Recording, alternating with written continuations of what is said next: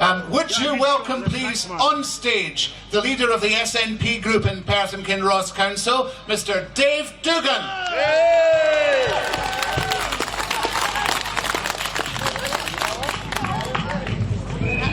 Good afternoon, Marchers for Independence!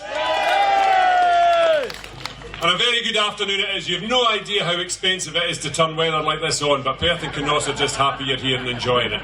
So, a very warm welcome. We're very pleased to see such a huge turnout coming to our wee city here in Perth. And looking out from this stage across all the smiling faces and the saltires and the lion rampants is a fantastic sight to see. The passion and anticipation of independence is etched across everybody's faces, and that's because we know it's happening. Or at least some of us do. I'm afraid I've got bad news. There was a senior so-called Tory councillor writing in the local paper today who says, and I'll quote, he said, our magnificent march, as we see it here today, he's described as a waste of time. And he said that the shops in Perth and Kinross will suffer terribly by this march. Well, unsurprisingly, I disagree with the Tories on that and almost everything, not almost everything else. And I know for a fact that 10,000 independence marchers coming to our city on a sunny September Saturday is absolutely rocket fuel for Perth. So thank you all very much for coming to see us.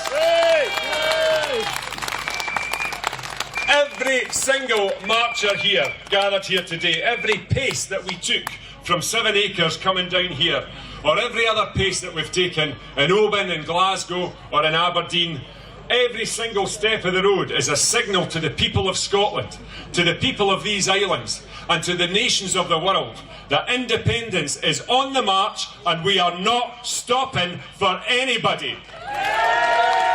So you better be listening, Boris. Smile, Dave. Smile.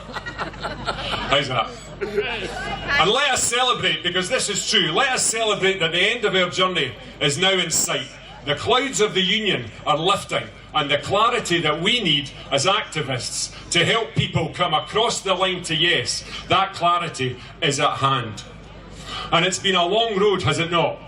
But we are secure in our knowledge that our journey has a firm and independent destination. And our pace towards that destination is quickening. Friends, independence is now within touching distance. And there's a good reason for our acceleration towards independence, and it's rooted in a very important switch. A switch from the Scotland that I and almost every one of us here grew up in. A Scotland lacking the confidence of itself and under the heel of one of the most powerful imperialist governments this world has ever witnessed. But the Scotland today is completely transformed, is it not? We are brimming with confidence, we are overflowing with ideas and ambition for our country's future. Not only has that transformation taken place in Scotland, but our battle to secure our country's sovereignty again is against the weakest, most divided and impotent UK government in living memory.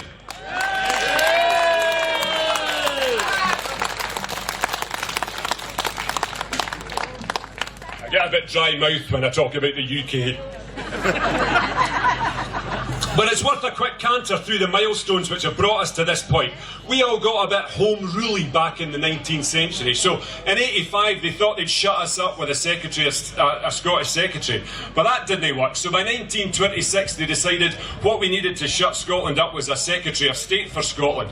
Our man in the cabinet. He'll have Scotland's voice at the heart of government. Well, that never worked.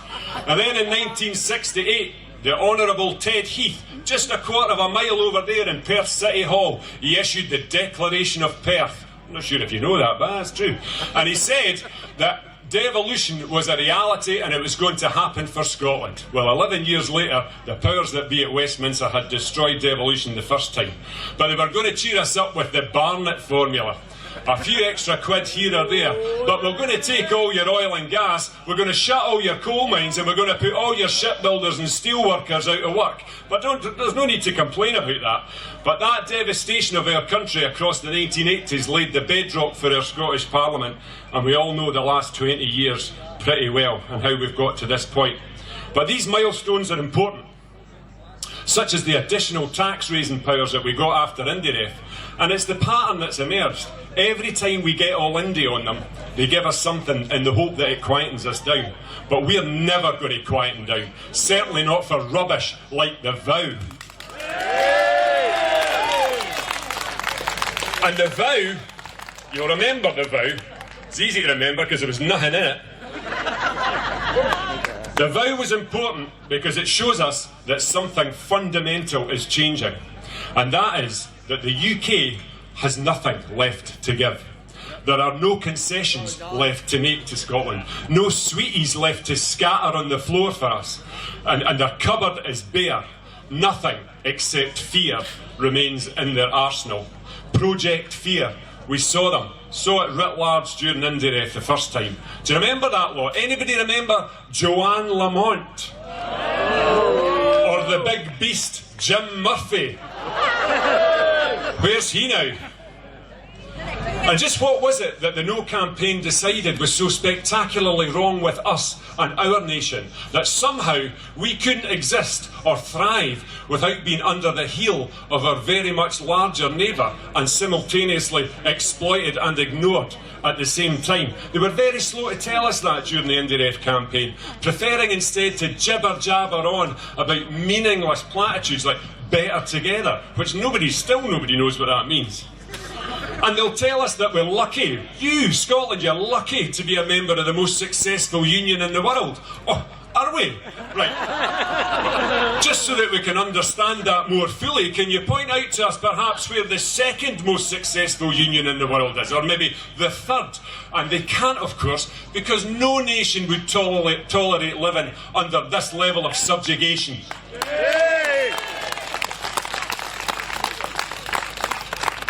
And there's a delicious irony, is there not? The contrast between the national ambition with independence to elevate our country, Scotland, onto the world stage and to have our voice heard, to continue our skills, to have our skills and our perspective into the apparatus of the international global system.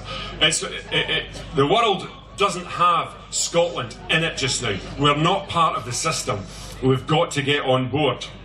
Compare that with the infighting and backbiting in Westminster as it seeks to wrench itself out of the EU and turn it into some marginalised European offshore irrelevance. We cannot allow Scotland and ourselves and our future generations in this nation to be dragged down with their self-inflicted Brexit decline.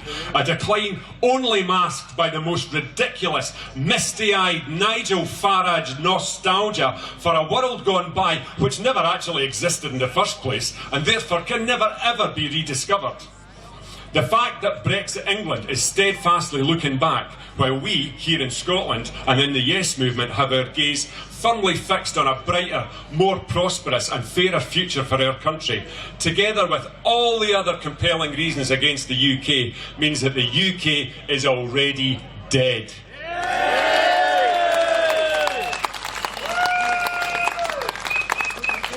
And who's going to stop us? No. Is it Scottish Labour? No. Are they even still a thing? No.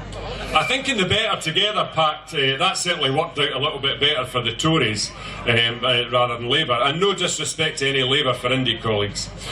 So the Tories, they might have us again with their Say No for IndyRef, Say No to IndyRef 2 campaign. That worked really well for them over the last couple of years, but they seem to be undoing that from the inside.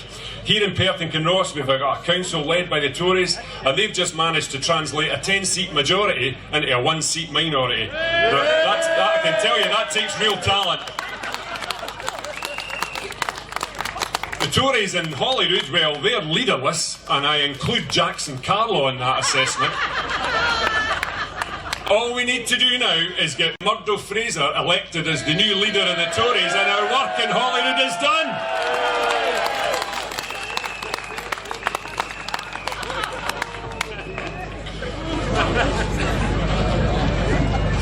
But we might well come unstuck with the Tories at Westminster, because they are so well organised. They're right across it. They know exactly what they're doing. Well, maybe not. I think it's safe to say, when you're in the business of expelling arch-Thatcherites like Ken Clarke, and the grandson of Winston Churchill, Sir Nicholas Soames, and former leadership candidate Rory Stewart, for chucking them out of your party, I think they've got other things to worry about. And what they're worried about is Boris. Boris, as a Prime Minister, brought forward 4 votes and lost them all. He's been lambasted for that stunt with the police cadets, an absolute gross abuse of the police services of the country. And the Chief Constable of that force has distanced himself from that outrageous stunt. And he's seriously, apparently, contemplating going against the law to get a no-deal Brexit through on the 31st of October. Scotland needs no part any longer of that craziness. It's an obvious thing to say, but sometimes, as it's going on day after day, you just have to take a step back and look, stop it, we need to get out of here. So, people, all of us here, yes, activists, with our political enemies distracted and/or dysfunctional, let us stay focused and active. Let us get our positive message for a brighter, fairer future for Scotland ingrained in Scotland's consciousness. Let us be the indie-ref activists who don't just persuade people of the merits of independence, but we get them energised for yes. We get them demanding, together with their families, friends and colleagues, demanding that we get independence for Scotland and that we get out of this dysfunctional and discredited union. So a big thank you to everybody all under one banner. It's a great opportunity to speak to you here today, to bring the thumping heartbeat of independence to our fantastic little city. Please don't rush off from Perth. It's just a couple of 100 yards into the city centre, as you know, where everybody's got their shops, cafes and restaurants ready to give you a really warm welcome. And one final thing. The Stone of Destiny is coming back to Perth and Kinross. Please get on the Historic Scotland website and sign the petition saying bring back the Stone of Destiny to Perth.